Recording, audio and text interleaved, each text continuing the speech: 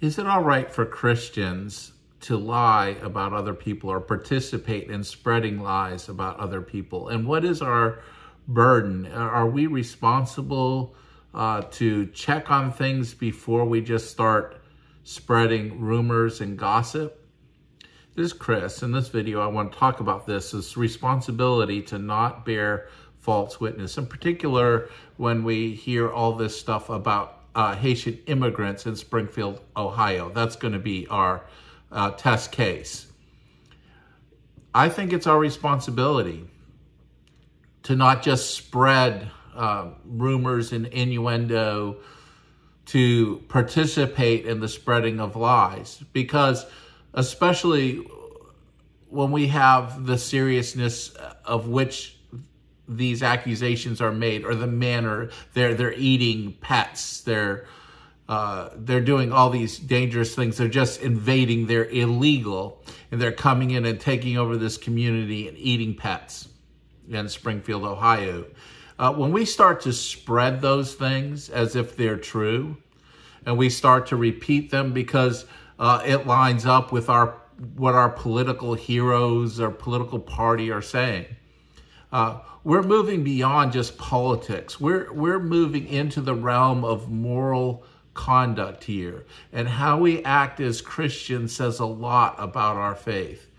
And one of the things that I'd really like for us to think about is the potential damage that can be caused when we spread false lies, when we spread falsehoods, we bear false witness, as the Bible tells us. That false witness shapes perceptions of other people. And those perceptions can come to lead to direct harm to those we're bearing false witness about. And we're already seeing, for example, that President Trump has had 2 assassination attempts, one I think it was yesterday or the day before, and the other back in July, both by MAGA-aligned people who were severely mentally ill. There are a number of mentally ill people that hear these kinds of things and have access to firearms, and then will go and potentially shoot up or hurt or harm others. And if we're just spreading false statements to stir up this, to inflame and to incite those who are mentally unstable, as well as others, to cause damage, to cause harm to other people, we're like the crowd inciting a riot, a mob, and we are just as much in our incitement part of what comes out of that incitement. And so I want us to really think about this a lot and be very, very careful about how we can get caught up into these things. Let's step back and just look and think about Springfield, Ohio. Springfield, Ohio, by the reports, and I've got to do my research like others. I think Springfield is kind of near Dayton, where my wife has some family. I think we may have even driven by a Springfield exit before. I can't remember, but I don't know a lot. So I looked up and realized that several years ago, a number of years ago, 5 years ago, in the 2000, kind of before 2020, the economy was struggling. People were leaving Springfield, and the government realized that they needed more people to come in to help shore up the economy, help fill jobs that were needed. And somehow, I haven't found all the details, the Haitian immigrant community, those who are here on temporary protected status, who are legally in the United States, began to hear about work opportunities and the low cost of living in Springfield, Ohio, and migrated there for work and job opportunities, which is something to be expected. And then when you have groups like Haiti with its unique culture, I do believe, and again, I'm just going back on my memory, I didn't even check this, but I do believe they're French speakers as a primary language, or their native language is kind of a combination of French and some kind of native tongue, maybe very unique regional dialect. I know my brother's been to Haiti a number of times with the ministry that he's involved in. He probably know more than I do on that. But you hear these immigrants, and you like to be around people that you know, culturally, language-wise, and so it's certainly a cultural thing where we often see in particular areas that people from the same national roots tend to migrate together to find work together. That's happened all the way from German immigrants, Italian immigrants, way back. I think his great-grandfather or great-grandfather was an immigrant from Italy, ended up in New York City in an Italian community. So that kind of stuff happens. So you've got these Haitian immigrants going to Springfield, Ohio, legally there, looking for work and housing. And just like any area where you experience rapid growth, it does put strain on schools, just like in other areas. I have children that are living in rapid growing areas where it puts strain on schools, even though it's not immigrants that are largely coming to the area, but college professionals with high-tech jobs. It still strains school and services and everything when you have rapid growth. And so Springfield apparently went from a place that was struggling to a growing place, and there was demand on services and everything, but relatively little complaint. There's not a lot of reports of crime, and other than what would be normal apparently. And to understand that migrants commit crime at a much lower rate than native-born Americans anyway. So whenever there's a high migrant influx, there's usually less crime, not more. Although what happens is you get the crime that makes the TV, and then you get your demagogues and your politicians will say, look at what the migrants are doing, not looking at the actual rate of crime, but rather taking these sensational TV cases and make it seem like it's the norm when it may not be. And we have to wrestle with that and say, are we going to get taken in by people not really presenting truthful information?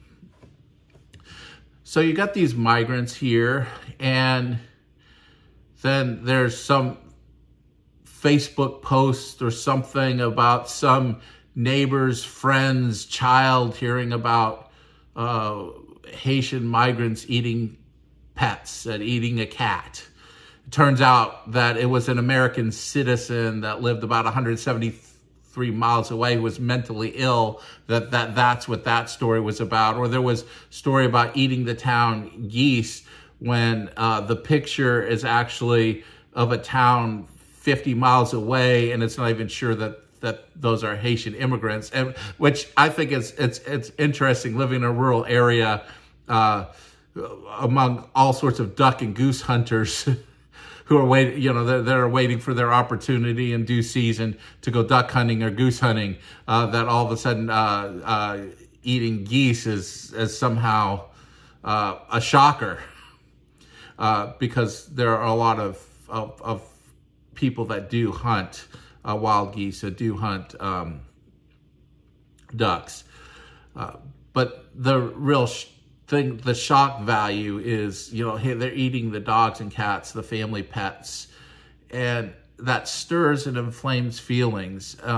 And you look at, before all this came to light, that I think the emergency operations said for Springfield areas, there may be one incident in 11 months that could even be possibly about some Haitian immigrants maybe getting some geese. but they weren't even sure of that. There was no conclusive proof. But there's not all these reports of, hey, they're eating our cats and they're eating our dogs. So that's before the national spotlight. Now, after it comes up in a presidential debate and you have vice presidential candidate running around saying they're eating cats and dogs, they're eating the family pets, of course, there's going to be people now saying, aha, I can support my chosen political candidate by calling emergency operations, at calling town, complaining about pets getting eaten. So it's kind of hard to base anything that's happened now because it's become such a national news story that there's all sorts of incentives for people to fake this, make false claims about seeing pets eaten.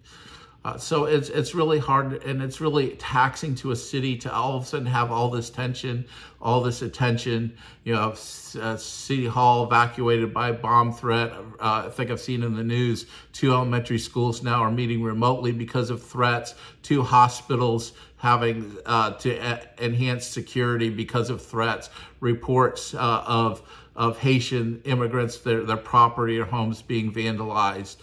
Whenever we raise the temperature and we get really specific, Haitian migrants in Springfield, Ohio, and we're gonna deport them, we've got to get them out and all this stuff, even though they're here legally. They're working legally, they're paying taxes, they're paying Social Security, they are renting from people. They are paying for food. They are paying for utilities. They are buying things like cars and other things. So people in Springfield, Ohio benefit from this economic growth because they're coming to work and then they're spending their money. So you've got all these people benefiting economically, and Haitian migrants coming here legally, looking for a better life, waiting for their hearing about asylum from getting away from all the oppression and crime and violence in Haiti. It's a very difficult environment there, and it's very understandable why people would want to take their families out of there and come here to the United States for a better life. But all of a sudden now they're this focus of unwanted attention, of hatred, of people despising them and reviling them. And as Christians, if we're spreading false rumors, we're feeding into that. We're contributing to all of this lies and these things that can really hurt and damage other people. So if you're on the internet, a keyboard warrior just spreading all these memes about people eating cats and everything, and people really get hurt. Children really get hurt. Somebody comes and who's mentally unwell and hears this call from Donald Trump and J.D. Vance and others about this alarm that these Haitian people are eating dogs and cats and family pets. And even I've seen some people are sharing memes where they're implying that they're cannibals. They're just horrible things. And mentally unwell people will think, well, I've got to go do something about it because my political heroes are telling me that I've got to go save the day. And then you get politically unwell people like those who have tried to take out President Trump a couple times, in their own twisted mind, begin to take violent action. And so we don't want that. We don't want that as Christians. We want to be very, very careful about how we use language, and we don't want to be spreading slander and falsehood.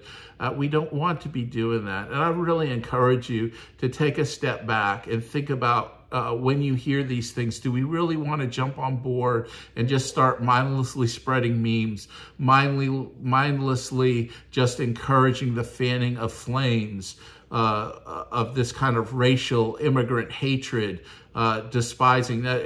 There's all sorts of political debates, and I don't really want to get into the politics about migration policy and all that's for the politicians to sort out. For us as Christians, though, we have to be careful, I do believe, in how we talk about others, and be very, very careful in how we represent what we say is truth. We want to make really, really sure that we've done our fact checks, and outside of the very right-wing crackpot conspiratorial sites that have very little connection to any kind of reality. But look at those mainstream sources, those sources that everybody would recognize, those people that are there on the ground, those people that are going and talking to people in Springfield. Even if you don't like the fact that they're saying this is all made up stuff, maybe it should give you pause and say, okay, some people are saying this isn't truthful. Maybe I don't need to go down the rabbit hole in the conspiratorial websites and everything that I'm on, that maybe this isn't true. Maybe I am causing damage. Maybe I am hurting people by how I'm acting. This is just something to think about as we think about how we as Christians live in this world and how we respond to these things that we hear around us, particularly things that are lies, are false, and can hurt other people. So I just hope you would think about this. I really appreciate if this of any benefit to you. If you think somebody would benefit, to share. We want more people to join and be part of the discussion. And my channel is not going to grow because I'm not trying to build a YouTube business that satisfies the YouTube algorithm. I'm trying to see people come together in a community that we can support and discuss things together, and we can really make a positive difference as Christians in our communities. Thank you so much for watching.